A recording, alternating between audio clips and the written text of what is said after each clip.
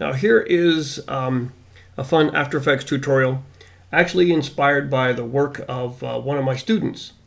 So I thought it was some cool stuff that he used, and I've done my own version of it, and I thought we should give that a try because it brings a lot of cool things together and shows you how various techniques can work for an end result.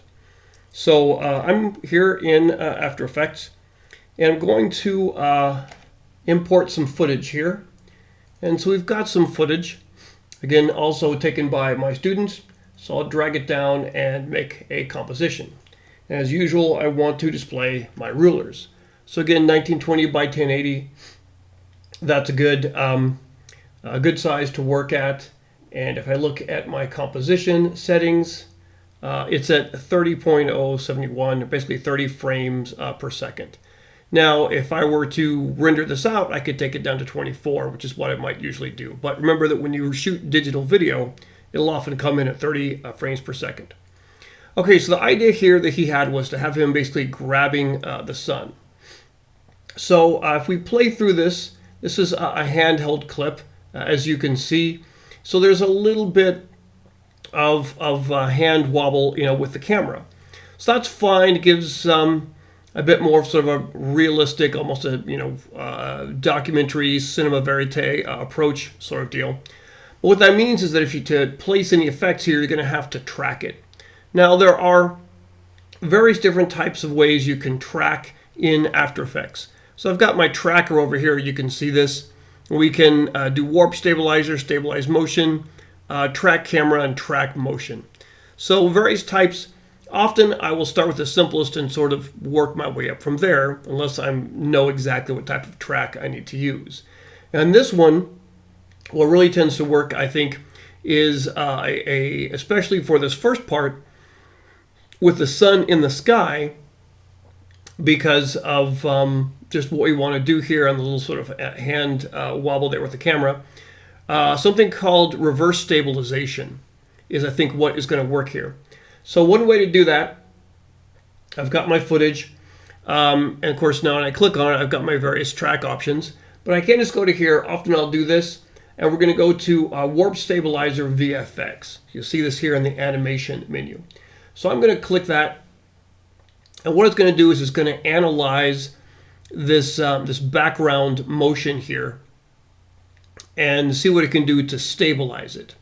There are different ways of stabilization, different end results, but this first part here is just automatic. You can see it's analyzing in the background, it's counting up the frames right there, and so we have a bit of time to go, but you can watch the progress there, which is very nice.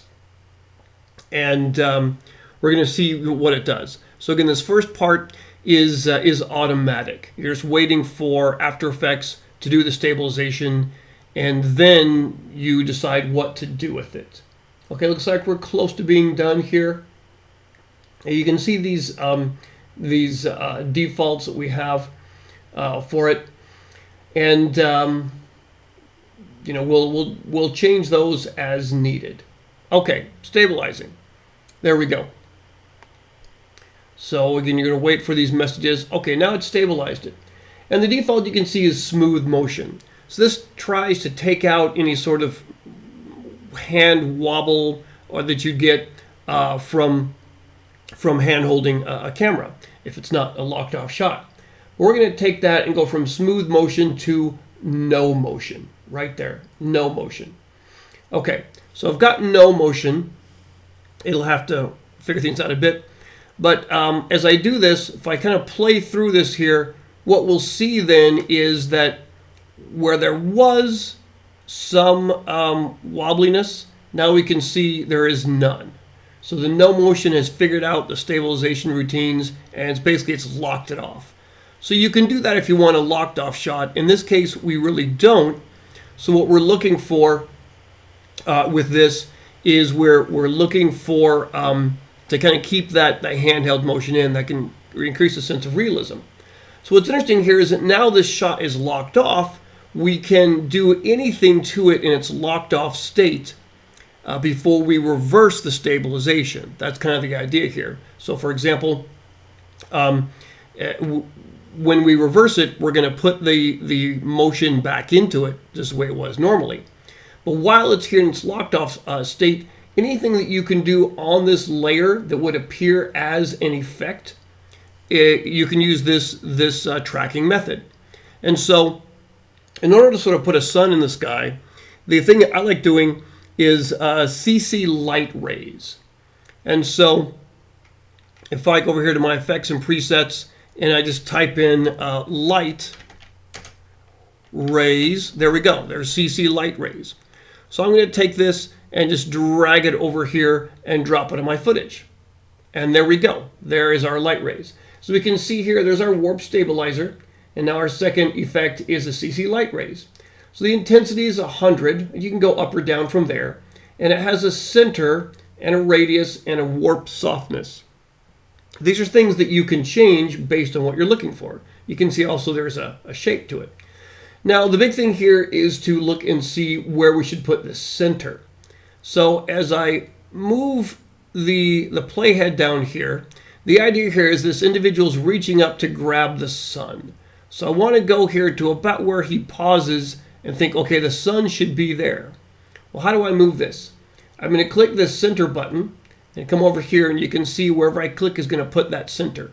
So let me put it right there. There we go. Okay. So we see that? That's it. Now it doesn't look much like a sun yet, but we're going to work on that and see what effects we can use to make it work here.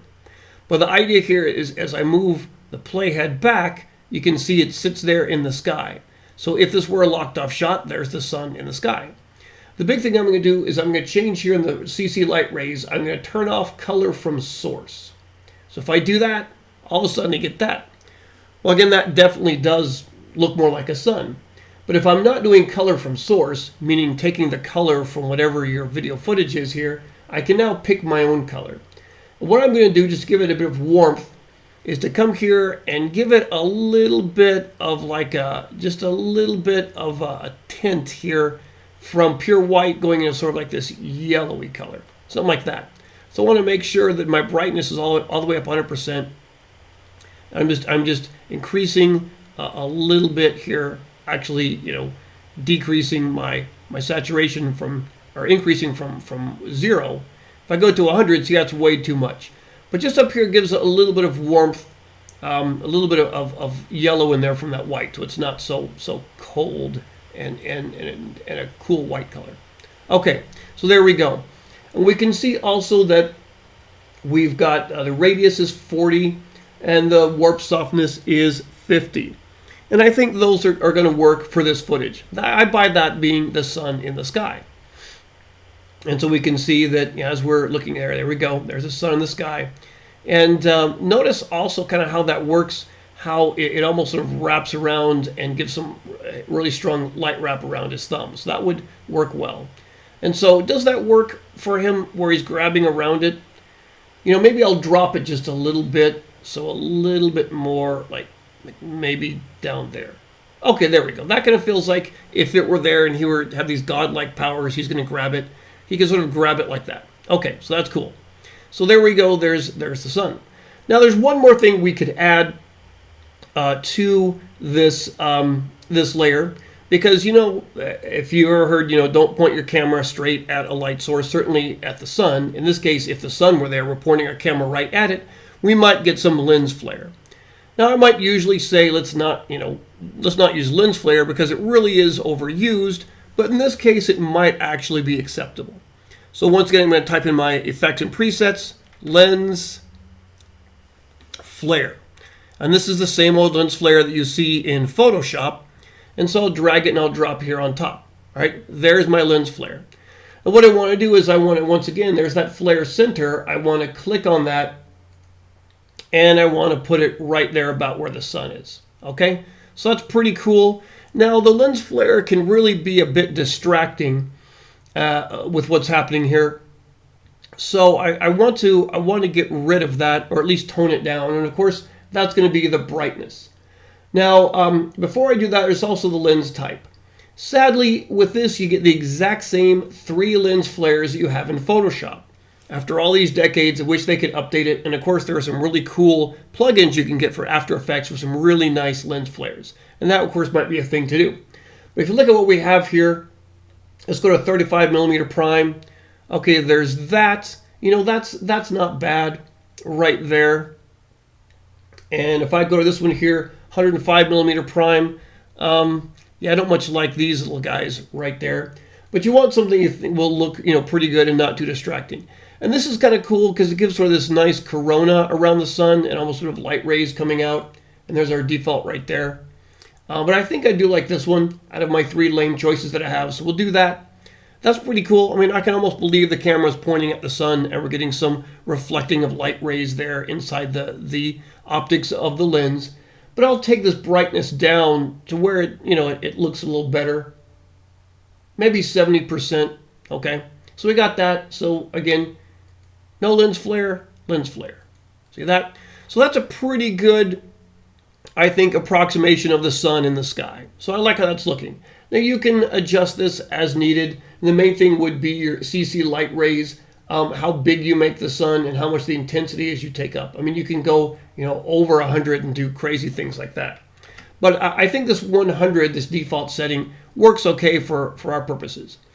All right, so we put our effects on there. And again, anything that you can put that would be an effect on this layer right there in effects, you can use this reverse stabilization technique and it will work just fine. You can even get the paintbrush and you can draw or paint things on your layer because that shows up as an effect as well. But now we want to put the motion back in. We want to reverse our stabilization. So we've stabilized it and we want to reverse it. The way to do that is to create what I would call a sandwich here, a warp stabilizer sandwich. And there are a number of effects that work this way. In that I want to take the initial effect, warp stabilizer, and I'm going to duplicate it. So Command D or Control D on the PC makes a duplicate copy. So here's my warp stabilizer 2. And I want to take that and drop it down at the bottom. And this is why I call it a sandwich. We have a warp stabilizer at the top and a warp stabilizer at the bottom. Now here's the important part. Here's how you make this work. If I open this up, we have no motion. Okay, that's cool. And if you look at advanced, it says right here the objective, and we want to make sure that is reversible stabilization. That's what we're looking for. The default says stabilize. We want reversible. So we're going to click there to make it reversible. And then on our bottom layer of the sandwich, the second warp stabilizer, we're going to go to advanced. There we go. And for our objective, we're going to say reverse stabilization. That's what we want right there. Reverse stabilization. So the idea is our stabilization at the top is reversible, and our bottom one is to reverse it and make it back normal. So now that we've done that, let's see what happens here. If I drag my playhead, you can see the motion is back. That handheld original camera motion it had is back in there. But more importantly, as we play through here, you can see that the sun effect that I've added, including the lens flare, that's actually working with the original motion. So that's our first step. The first type of tracking that's going to work for this is reversible stabilization. So it looks pretty cool. So that right there, looking pretty cool, because if the sun were in the sky, it would have that little bit of motion just as the camera is working. And so here's this guy reaching up to grab it. Okay, so now how do we have it move down into his hand? That's our next tracking exercise to see what we're going to do. All right, so now what's the next part? I'm going to take this this layer here, and we'll just rename it, and we'll just call this reverse stabilization right there. Okay, that sounds good. Now I want to use a different type of tracking for the next portion of this. And so what I think I'll do is I'll actually take this original footage and I'm going to drag it down again right here. Now this might not be necessary, but again, I've on this other one right here, I've already done some stabilization, some stuff happening on it. And so I just want to make sure I start with something nice and clean so that nothing messes up. So if I come to this right here, so at some point he's going to grab the sun and pull it down. And for this one, I think a very simple, with my tracker, track motion would work on this one. So where is he gonna do this here? So what I think I will do here is I'm going to maybe go about right here. All right, start right there and click on that. And let's on this piece of footage here, let's just track right here. So I'm going to track motion, and I'm going to have my one track point. We'll zoom in a bit here. I'm going to move the track point, right here at a good place where it should work there. I'm going to pull this region out and do something kind of like that. So we're probably okay, but there's a good bit of contrast there. But I want to really follow this part right down here. So what I can do here is I've got my one tracker, and I'm going to do just position. There's no real scale or rotation here because the sun's going to keep its same size, if you will, and just move down here. So the one track point where I'm just doing position, that should work for me. So there we go. I need to be able to see a bit more of this. There we go. That's what I want to see. And let's just go ahead and start tracking. So I'll track forward from this point right down here. Okay, that's looking good. Oh, okay. You saw what happened there. We kind of lost it. And so if I open up and I look at my motion trackers, here are my keyframes. And sometimes you may have to hand track something. So I'm going to move back here and see where does it lose the track. Okay, and zoom in a little bit. There we go. So that's looking okay. Right down to there. That's all right.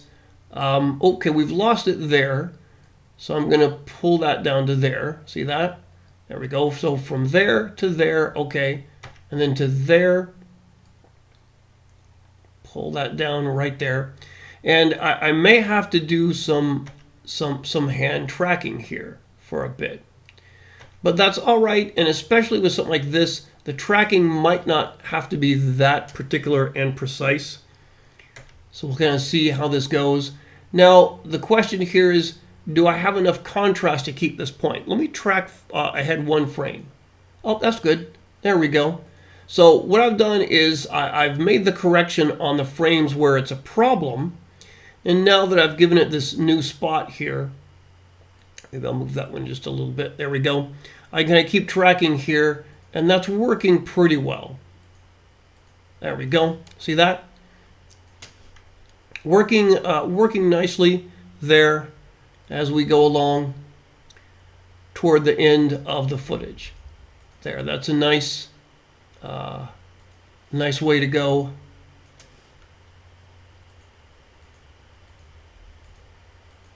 Keep moving down like that. It's giving me a nice path. We can see all those keyframes, and we're just going to keep on going here, down like that. And if any time with a track like this, if you aren't really happy with it, you can always go back and come to the point where you say, oh, it's starting to slip, or you don't like what it's doing. Maybe, for example, I want it to be a little more like right there. Okay, I can make that adjustment. Let's put that one right there. That one right there. I'm looking for good motion, even though, as I said, on this one, it's probably not that crucial, and you'll see why, because of the effect that I'm going to be applying. Let's do something kind of like that. Okay, there we go. One more. All right, there we go. Okay, so that motion looks pretty good. I come down like this from there. And again, if I just track forward one frame at a time, see how it's adjusting that again. But having to track something by hand is certainly something that every VFX artist should be able to do. And at some point, it's kind of sliding a bit too much. So, okay, I like that a little better. There we go.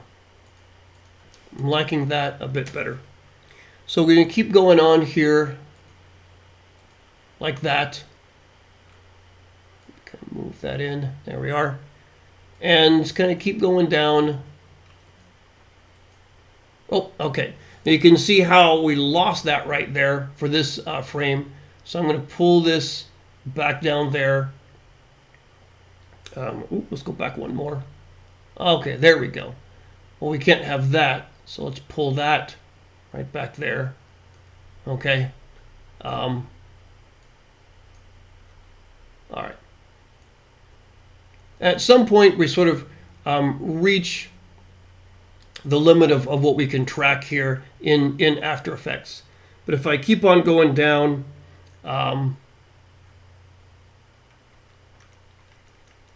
there we have something like that. So that'll work for now on this. All right, so now I've got this track going here. Now I really don't need this video here anymore with the tracking because it just serves for me to collect this data. All right, so I'll go back into my main composition, and what I want to do, the best way to attach a track to something like this is going to be with a null object, and so that's kind of a nice way to go there, working with a null object. So if I go to my layer and make a new null object, there we go, null one, and I go to my tracker. We have to actually double click on this video to get in there. I get my track information. What I can do is I can apply it to a target. And now I know it says edit target, and I wish it didn't. I wish it actually said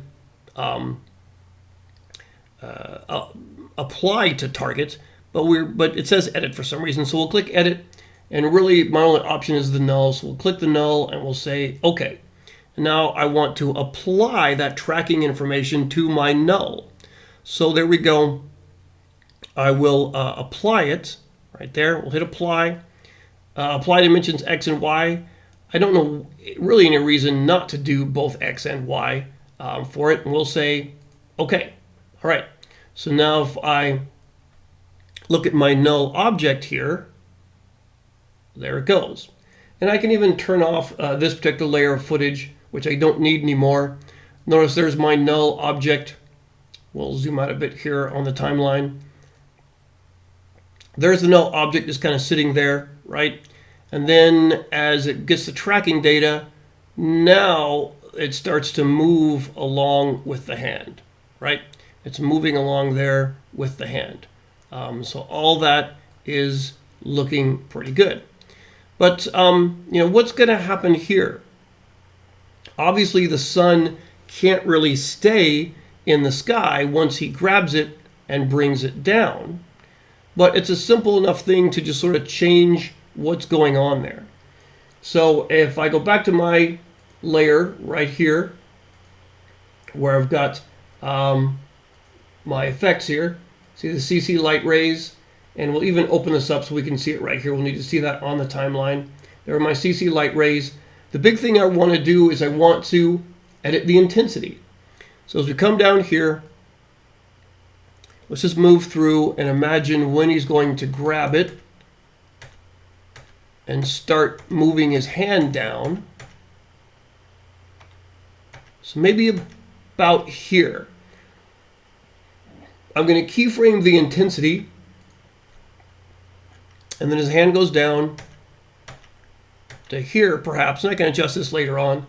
I can take that intensity down to 0. All right, see that goes down to 0. Now at the same time, there's the lens flare. I should do the same thing with the lens flare. Let's open that up and go to its brightness. and keyframe the brightness. So we'll start right here where we have the brightness. We'll add a keyframe there, and then back here, take that down to 0. And so we see what happens is, as he's moving his hand and grabbing the sun, it sort of disappears. But now we need to make it look like it's in his hand, coming down with him like that. That's going to be our next step. And for this, we'll actually need CC light rays as well. Okay, so to have the sun move with his hand, to use the tracking information, we're also going to use the CC light rays, but do it in a bit of a different way. So the first thing I'm going to do here is I'm going to go to my layer menu and do a new adjustment layer. And this adjustment layer is going to hold the new CC light rays effect that I want. So here's my adjustment layer, and I can put it down here underneath my null, although it doesn't really matter. But on the adjustment layer, I'm going to get the CC light rays and click it and drag it onto the adjustment layer. Okay, so you can see there's where it puts its center right there. But what I want to do is I want to get the tracking information that I've applied to my null right here. There's the null. And I want to take the center point right here of this new CC light rays and have that center point be attached to, or get the tracking information, get its position information from that null. So here's how we're going to do that. I'm going to open up a few things down here, open this up, and go to my effects, CC light rays, and here's the center. Now the center is what I need to animate. And usually you could do that by clicking the stopwatch and animating it by hand, but we don't want to do that. We want to actually sort of automatically get its data from the tracking information. So with that, we're actually going to need to do an expression. So I'm going to open up here, go to my null, and there's the position. So these XY coordinates for each frame here, that's what I want to put on the center of my CC light rays layer right here. So what I'm going to do is, instead of clicking the stopwatch, I'm going to Alt or Option click that button, and that gives me this extra information, opens up the this expressions box. Now if I want to type in code, I could do that, or since I don't like doing that or don't know how to type in all the code for expressions, I'm going to grab the pick whip right here and drag it up and drop it to the position from my null. Now when I do that, you can see what happens is that it writes its own code right in there. It does everything that I need, and the fact that these coordinates are now in red shows that it's going to get that information interactively. All right, so as I look at that right there, it has put the this new CC light rays effect right there on that layer. And if I look at it, look, there it is going down with the hand. But it's not quite working yet, so what do we need to do? Well, the first thing I need to do is to go to the intensity, and we'll start off at the beginning of this footage. We'll have the intensity. I'll put on the stopwatch here, and we'll make it 0. Okay, so there it is, 0. We're not going to see it. As we come along here, I want to have it sort of start to come in with what's happening, correlating with the hand in the other one. And so I'm actually on my first one going to right click on the keyframe. See that? I'm going to do toggle hold keyframe, and that says that it's going to stay here 0 all the way, and then I'll put a new keyframe in right here, and perhaps I didn't need to toggle hold that, but we'll see. So we're going to start at 0, and I want to bring it up to where it's fairly bright, somewhere around here. And I'll play around with that and just kind of see how that works. And so I'm going to have it go up to something pretty high, like something from the intensity here, the 0. Let's take it up really, really high. Something like that. Okay, there we go. That's really high. Actually, I'm going to take this here and I'm going to undo that toggle hold.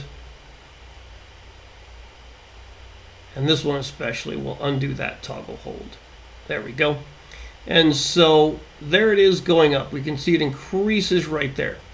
What I need to see is what the other one is doing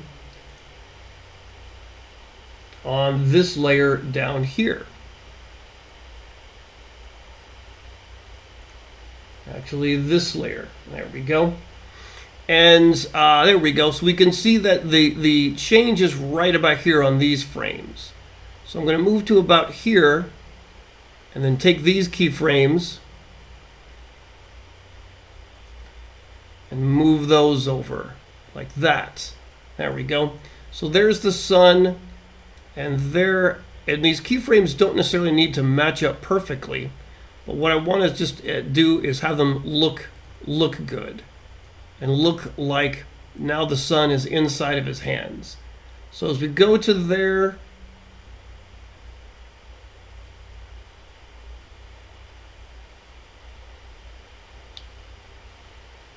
okay, so right there, that's a bit too, that's a bit too high. Let me take and move that one in. That's looking pretty good. You can see how I'm really looking for things to look okay, not necessarily match up keyframe for keyframe. So he's going to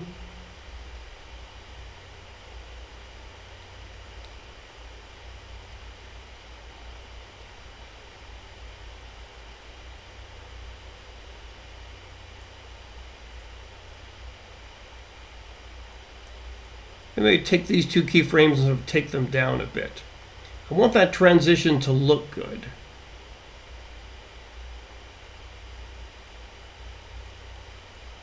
It's really what I'm trying to see here.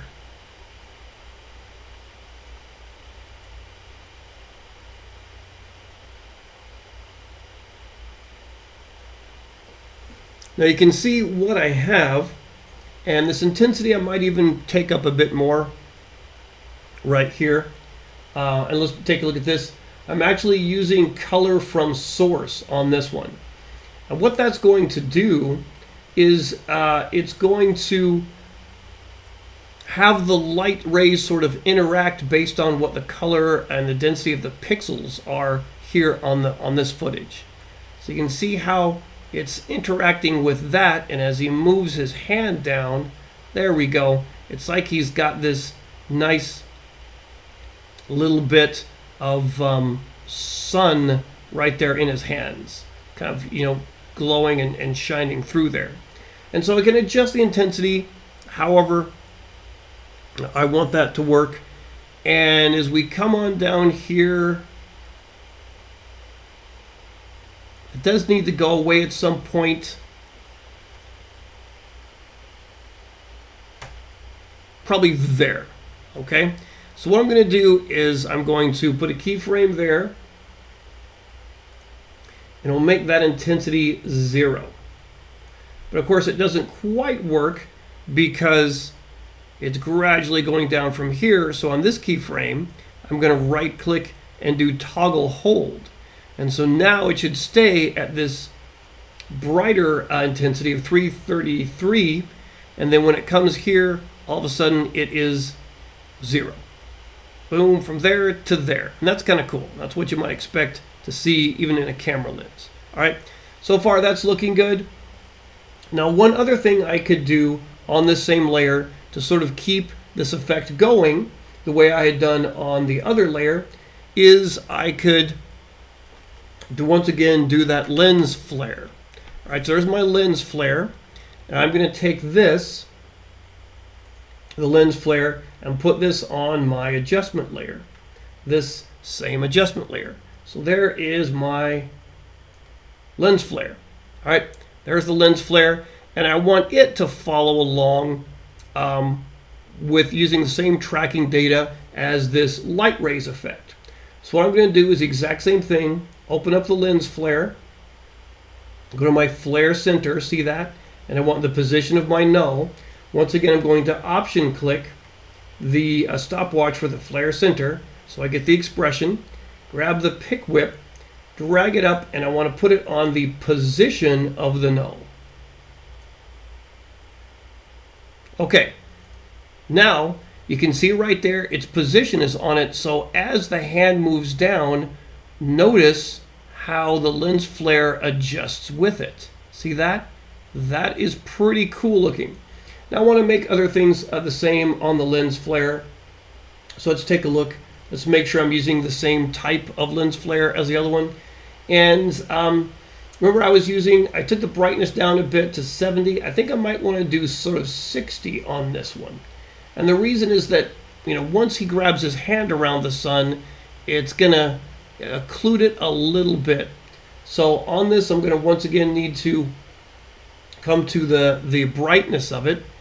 And let's look and see where the other lens flare was. So let's open up this one.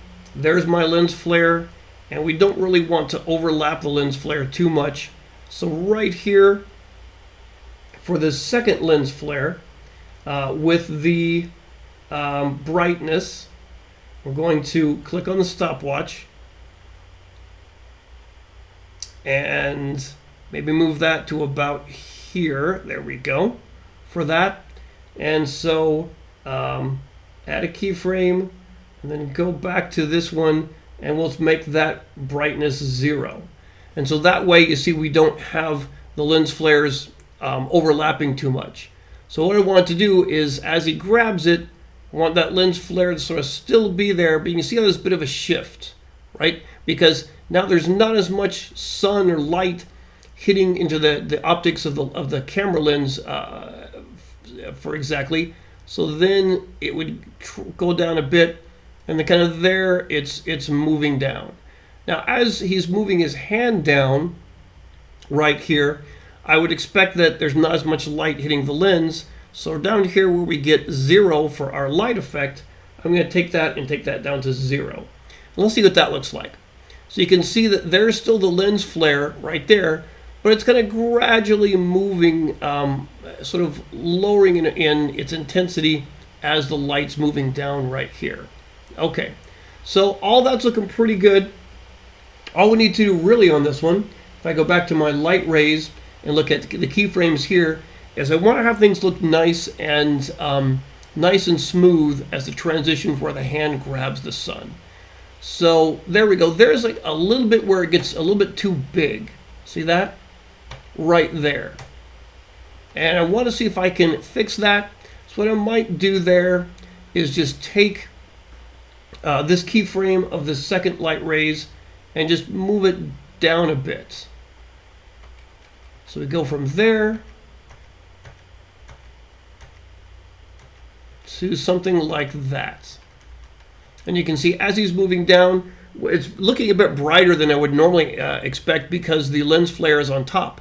So as we have, these are using add blend modes, they're really getting a lot of intense luminosity.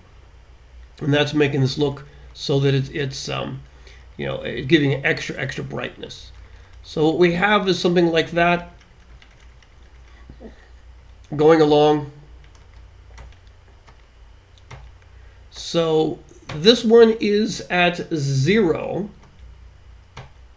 And so I'm thinking this 0 is perhaps not quite, it's not quite enough.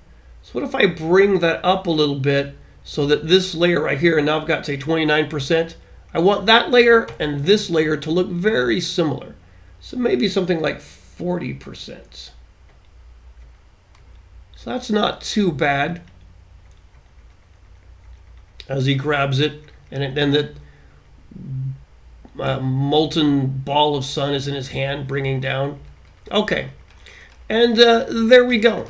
So if you want to try an effect like this, you can adjust some of the spacing with how the frames overlap.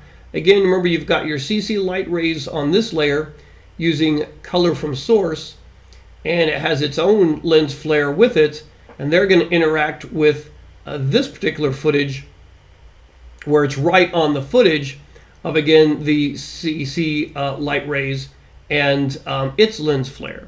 And so the tricky thing here is going to be how those two interact and how much those frames overlap to have kind of a good look right there as it's coming down. And as I'm looking at this right here, you know, I actually might want to go back to this lens flare and where I had it at 60, maybe we'll take that back up to 70. There we go. So we kind of go from something like that and then move down. But I like the idea of the lens flare gradually getting less and less as this bright object is taken out of the main center point of where the camera would be. And that's about it. Put these steps together for something like this and you can have a really cool end result. So the sun and the brightness and all the light rays, that's depending on the CC lens flare effect, working with, or actually not the CC lens flare, but CC light rays in combination with the lens flare. But the real secret to this is the tracking. So to get this to work with moving elements or a shot that's not locked off. And for that, we started off with reverse stabilization and then ended up with just standard motion tracking.